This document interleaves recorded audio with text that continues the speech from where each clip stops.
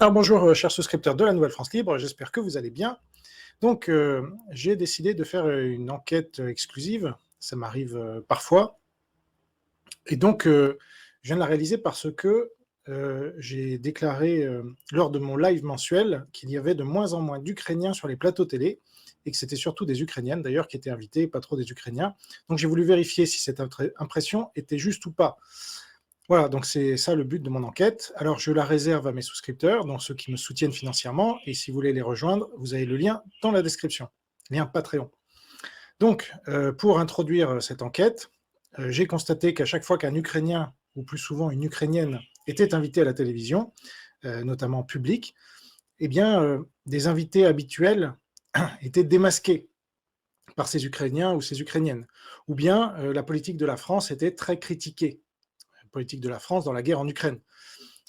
Et apparemment, c'est ce qui aurait amené la télévision publique à inviter de moins en moins d'Ukrainiens. En tout cas, c'est ma thèse, et j'ai aujourd'hui les preuves pour en être un peu plus sûr qu'avant.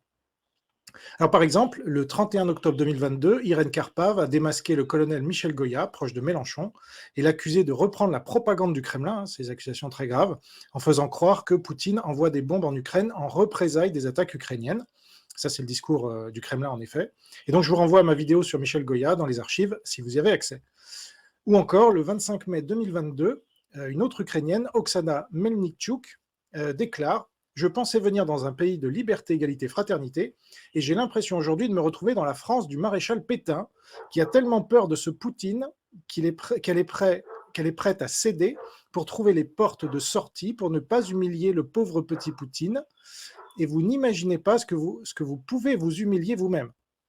Je pense que c'est l'offensive russe qui a commencé maintenant contre l'Occident, et tous ces propos, trouver la porte de sortie pour Poutine, ne pas humilier Poutine, cesser le feu, etc., c'est ce que la Russie attend pour profiter de la faiblesse de l'Occident, pour retrouver des armes pour une énorme revanche. Et donc voilà le genre de propos que les responsables de l'oligarchie médiatico-politique n'apprécient pas forcément d'entendre, surtout de la part de représentants d'un peuple admirable qui se bat sur le terrain pour les libertés de tout l'Occident. Ces représentants de l'oligarchie donc préfèrent le ronron du discours qui va toujours dans le sens de Macron. Il fait au mieux, il va dans le bon sens, il montre l'exemple, etc. Et donc, à part par ces Ukrainiennes, la position de Macron n'est quasiment jamais remise en question dans les médias, sauf par des collabos pro-sino-russes qui sont invités pour dire qu'il est un va-t-en-guerre et qu'il faut qu'il arrête. Donc l'inverse de la réalité. Alors, j'ai analysé les 59 émissions que l'émission C'est ce soir, donc, qui a remplacé Ce soir ou jamais, notamment, a consacré à la guerre en Ukraine depuis février 2022. 59 émissions, c'est quand même pas mal. Et je relevais donc tous ces invités, j'ai regardé qui était ukrainien, qui ne l'était pas, qui était pro-parti communiste chinois, qui était pro-russe, et j'ai fait un décompte. Donc c'est ce que je vais vous présenter dans cette enquête.